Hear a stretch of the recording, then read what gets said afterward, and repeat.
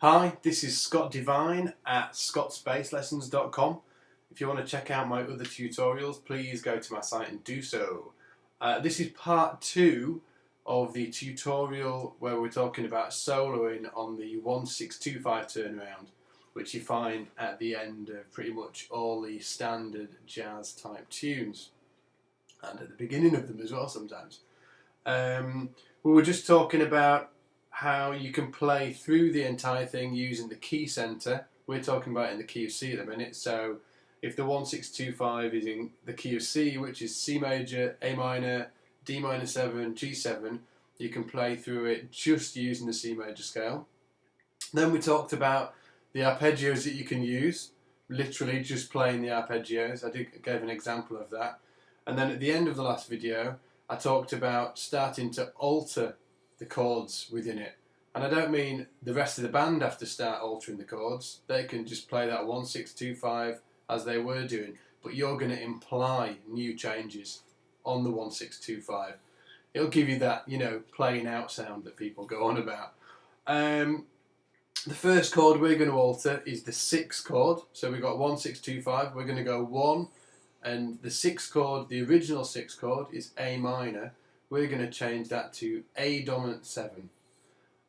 So it's going to act as a 5 chord. That 6th chord is going to act as a new 5 chord going to the D minor. Yeah, 1, 6, but we're going to change that 6 into an A7 to the D minor to the G7. Because the new dominant chord, the A dominant chord, is going to a D minor chord, we're going to treat it as a 5 going to a 1 in a minor key, which will make the dominant chord, the A7 dominant, a flat 9 chord. Now that means we can play altered sounds over that. To get the altered scale or the altered sound, you can either play A altered scale, or what I like to do is just think of it as B melodic minor. It's in the exact same scale, just starts on different degrees of the scale. So I'll just give a quick demonstration of that along with a backing track that I've programmed up, just so you can hear how I'm going to alter the 5 chord. So I'm going to play C major over the entire thing, but when it gets to the 6th chord, I'm going to be playing B flat melodic minor. Here we go. 1, there's the altered 6th chord dominant, 2, 5,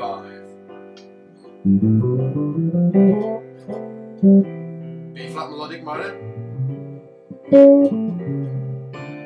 C major,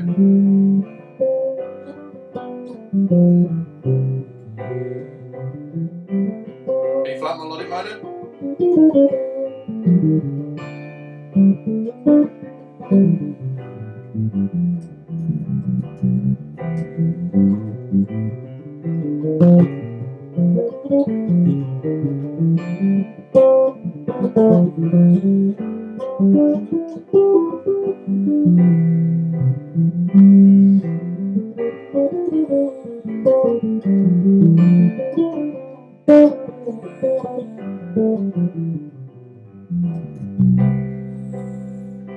So there, I was literally playing C major scale, but every time we got to the 6th chord, which we've altered to an A7 dominant, I played B flat melodic minor.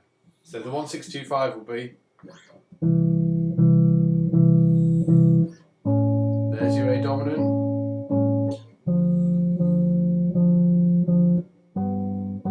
so you would play C major scale,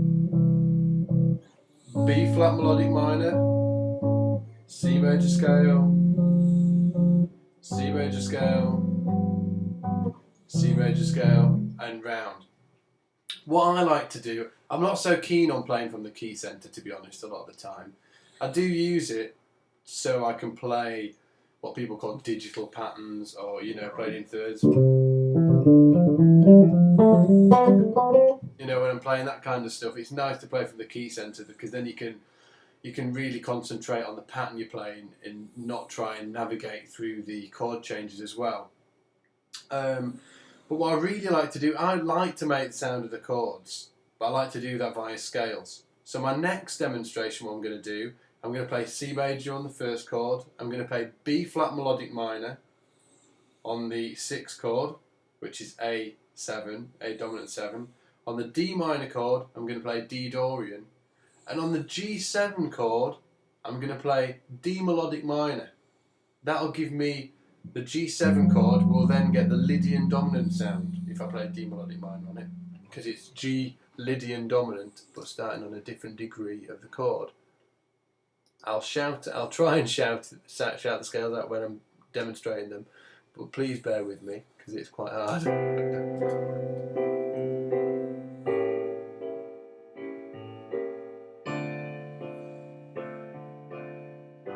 C major, B flat melodic minor, Dorian,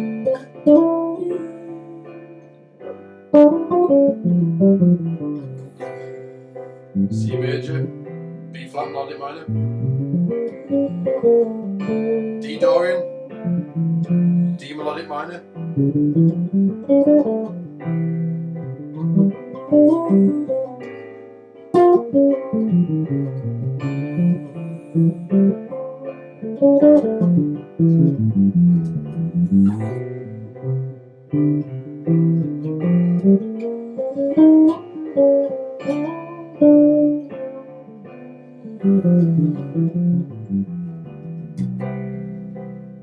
So in that demonstration, I was playing C major over the C major chord. On the 6th chord, I'm playing B flat melodic minor because I want that altered sound. On the 2 chord, D Dorian, and on the 5 chord, D melodic minor. I've talked a lot about this in other tutorials, so just check through them as well. The specific tutorials you need to check out are the 251 tutorials in major and the 251 in minor as well. So the last alteration I'm going to do is I'm going to play C major, A dominant 7, which we're going to alter, so we play B flat melodic minor on it. Then we've got the D minor, so I'm going to play D Dorian on that. Now on the G7, I'm going to play a full altered scale on that, which is A flat melodic minor. So I'm just going to take you through that again. I know this is hard. C major. On the A7, we're going to play B flat melodic minor. On the D minor chord, we're going to play D Dorian. And on the G7 chord, we're going to play A flat melodic minor, which will give us the altered sound. So I'm altering every chord now almost. Well, except the C major and the D minor. Here we go, I'll just give a demonstration of that. Again, I will try and shout them out at the start of my improvisation, but please bear with me. It's quite tough.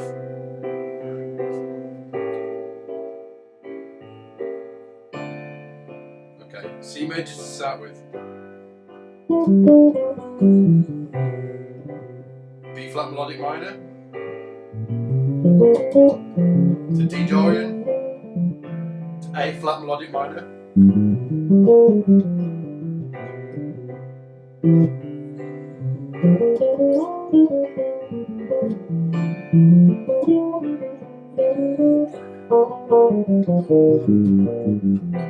C major, B flat, melodic minor, D Dorian, A flat melodic minor,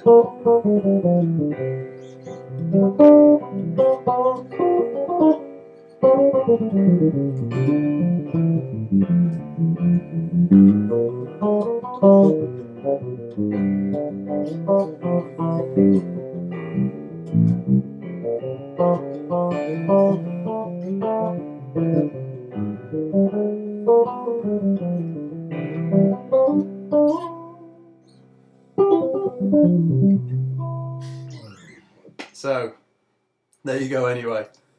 So that's everything altered there. C major, on the 6th chord, which was the A dominant 7, we played B flat melodic minor. The D minor, we played D Dorian. On the G7, we played A flat melodic minor. I know this is quite a lot to take in. If you look on my website, under this lesson, which is the 1625 turnaround soloing, I'm going to put a downloadable worksheet on there so you can see all the scales that I've been using over my improvisations. I hope you've enjoyed this lesson and it hasn't twisted your melon too much. Keep on practicing and check out my website for other tutorials you might be into. See you later. Bye.